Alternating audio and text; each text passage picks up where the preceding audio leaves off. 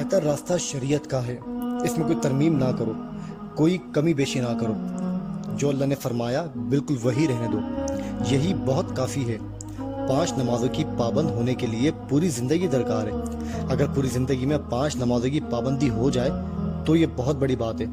جس کو 5 نمازوں کی پابندی مل گئی ہو، اس سے چاہیے کہ 6ٹھی نماز شکرانے کی ادا کرے کہ یا اللہ تو نے مجھے اس زمانے میں نمازوں کی پابندی عطا کی ہے، جبکہ لوگوں کو نماز کی اسپیلنگ بھی نہیں آتی۔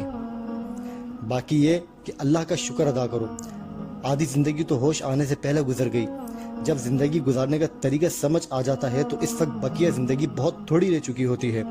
جب زندگی ختم ہونے کو ہوتی ہے تو زندگی سمجھ آ جاتی ہے، اور جب زندگی باقی ہوتی ہے تو سمجھ نہیں آتی۔ اس لیے کچھ باتیں اگر وقت پر سمجھ آ جائیں تو بہتر ہیں۔ اگر شریعت کا راستہ یہاں سمجھ نہیں آتا تو قبر میں ضرور سمجھ آ جائے گا۔ ہر آدمی یہاں ایک الگ توجیہ بنائے ہوئے ہے، ہر آدمی اپنا راستہ بتا دے گا۔ فرقہ در فرقہ بنتا چلا جا رہا ہے۔ جب آپ بچپن کے دنوں میں نماز پڑھتے تھے وہی دن اچھے تھے۔ وہ دن اچھے تھے جب آپ کے ابا حضور تھے، پرانے لوگ تھے، جب غریبی تھی لیکن سکون تھا، جب پیسے کم تھے اور سکون زیادہ تھا۔ اب وہ طرح کے دن ہیں، پیسے زیادہ ہیں اور سکون کم ہے، مسجدیں زیادہ ہیں اور نمازی کم ہیں۔ پہلے زمانے میں رشتہ دار باعث سکون ہوتے تھے اور آج کل باعث پریشانی۔ اب کسی سے ملنے جاؤ تو آگے سے ٹی وی لگا دیتے ہیں۔ ایک دفعہ ایسا ہوا کہ لوگ پنڈی سے اور کراچی سے اور دور دور سے لاہور آ گئے، کہنے لگے آپ سے ملنے آئے ہیں، لیکن پتہ چلا کہ ٹی وی پر انڈین فلم پاکیزہ دیکھنے کے لیے آ رہے ہیں۔ اس جگہ تمہارا فارمولہ کیا کرے گا؟ مثلا یہ دیکھو کہ قوالی پہ لوگ جھوم رہے ہیں، اور قوالی یہ ہے کہ یہ مسجد ہے، وہ مندر ہے، چاہے یہ مانو چاہے وہ مانو۔ جب تمہارے معلم قوال ہو جائیں تو پھر تمہارا یہی حشر ہوگا۔ پرانے زمانے کا جو قوال ہوتا تھا وہ قول جانتا تھا، باوضو ہوتا تھا اور میر مجلس باشعور ہوتا تھا، تو پھر محفل میں سرور اور نور ہوتا تھا۔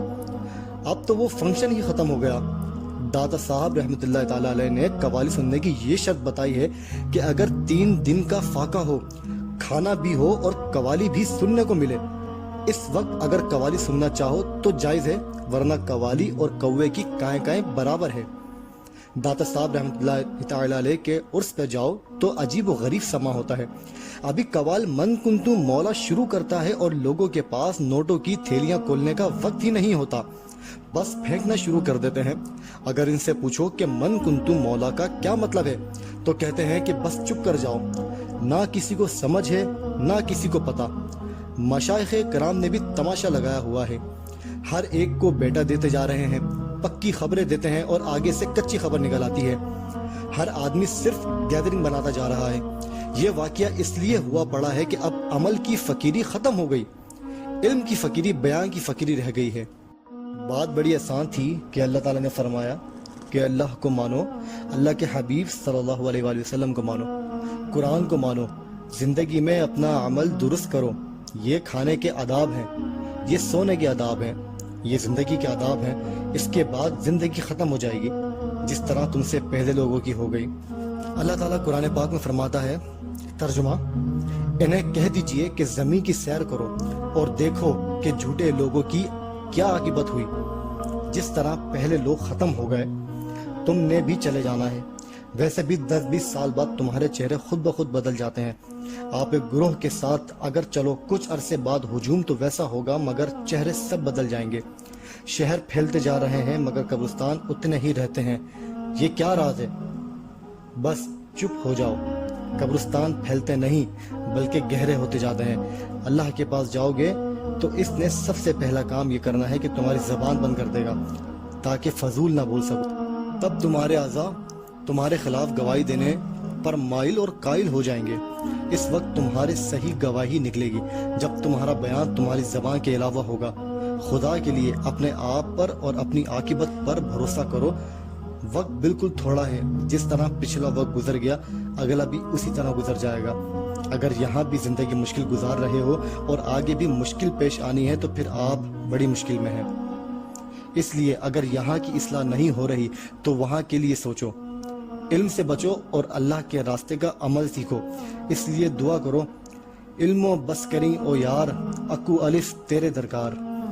اللہ اللہ کیا کرو، اللہ جو چاہتا ہے وہ کرو۔ اللہ فرماتا ہے میں تو درود بھیجتا رہتا ہوں، میرے فرشتے بھی درود بھیجتے رہتے ہیں۔ اگر اللہ کا یہ عمل ہے تو تم بھی یہی اختیار کرو، عمل کے بغیر کچھ نہیں بنے گا۔ بابا سائیں، درویش یا فقیر تمہیں عمل کے بغیر کچھ نہیں دے گا۔ تمہیں کون دے گا؟ تمہارا وہ عمل جو تمہارے ہاتھ سے سرزد ہو جائے۔ عمل کر لو۔ سب سے اچھا عمل یہ ہے کہ تم شریعت کے راستے پر چلو، بحث کو ختم کر دو۔ بحث یہاں تک ہے، آگے بحث ختم ہو جائے گی۔ جب مشاہدہ ہو جائے تو بحث کہاں رہے گی؟ مشاہدہ صداقت اور سب سے بڑی صادق القول اور صادق الوعد ذات حضور پاک صلی اللہ علیہ وآلہ وسلم کی ہے، جو حضور صلی اللہ علیہ وآلہ وسلم نے فرمایا آپ اس پر عمل کرو، لوگوں کے اعمال کبھی نہ دیکھو، اپنا عمل کرتے جاؤ۔ جس راستے کو آپ خفیہ راستہ کہتے ہیں، اس راستے کا تو فارمولہ ہے ہی نہیں، اس لیے آپ سنسیئرلی خلوص سے عمل کرتے جاؤ۔ عمل آپ سے اس لیے نہیں ہوتا کہ ایک پاؤں ہے زمین حوث میں گڑا ہوا، ایک پاؤں ہے سمندر اجل کے رکاب میں۔ تمہارا ایک پاؤں حوث کی زمین میں گڑا ہوا ہے اور دوسرا موت کے گھوڑے پر سوار ہے، گھوڑا لے کے چلا جا رہا ہے، ہم نہ ادھر چھوڑ سکتے ہیں نہ ادھر۔ اگر حوث نہ ہو، نہ خوف ہو اور نہ لالچ، دنیا بنانے کا خیال نہ ہو تو پھر عمل پیدا ہو جائے گا۔ اگر نیک عمل کے راستے میں مصروفیت رکاوٹ ہے تو یہ غلط خیال ہے، مصروفیت بھی ایک عمل ہی تو ہے۔ اب جس کے پاس نیک عمل کے لیے وقت نہیں، دراصل اس کی مصروفیت غلط ہے، ایسی مصروفیت جو نیک عمل کو روک رہی ہے۔ آپ نے اپنے عمل کی اصلاح کرنی ہے، بے عمل تو آپ رہ نہیں سکتے۔ گھر سے باہر نکلیں، باغ میں ٹہلیں یا کچھ اور کریں، یہ عمل ہی تو ہے۔ اگر نیک عمل نہیں ہو رہا تو اس کا مطلب یہ ہے کہ غلط عمل نے اس کا راستہ روکا ہوا ہے۔ اب آپ غلط عمل کو نکال دو، غلط جواز کو نکال دو، غلط مصروفیت کو نکال دو۔ آپ خود ہی کیس بنتے ہو، خود ہی وکیل بنتے ہو، خود ہی منصف بنتے ہو اور خود ہی سزا لے کر ایک طرف کھڑے ہو جاتے ہو۔ اس لیے آپ خود اپنا فیصلہ کرو کہ جس راہ پر آپ چل رہے ہو، اگر یہ راہ اللہ کی طرف لے جاتی ہے تو پھر آپ کا عمل صحیح ہے۔ اگر یہ راہ اللہ کی طرف نہیں جا رہی تو اس راہ سے بچنے کی کوشش ضرور کرو۔ آپ کے لیے عمل کرنا بہت آسان ہے، کیونکہ اللہ تعالی نے فرمایا، ترجمہ، اے انسان تو ہے ہی کام کرنے والا۔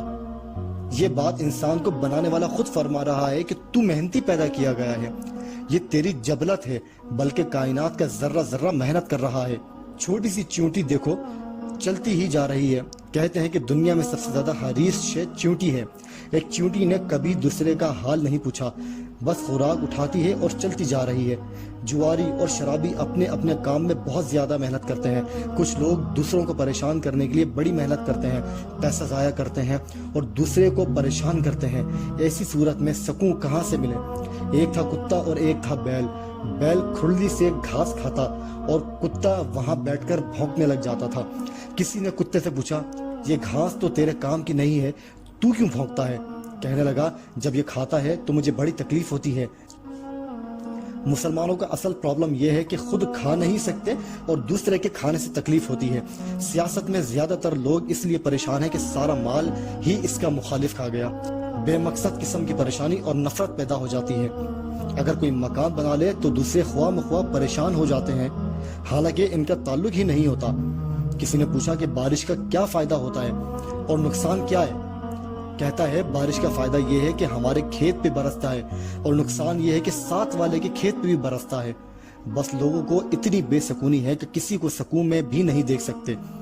اس لیے میں کہتا ہوں کہ آپ عمل کے راستے پر چلتے جاؤ، بس چلتے جاؤ۔ آپ کسی کو جواب دہ نہیں ہو، صحیح عمل اختیار کرو تاکہ غلط عمل نکل جائے۔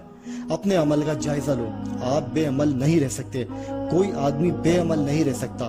عمل جب غلط ہو جاتا ہے تو آپ پریشان ہو جاتے ہو۔ لوگ اس لیے کماتے ہیں کہ زندہ رہ سکیں، اور اس لیے زندہ ہیں تاکہ کما سکیں۔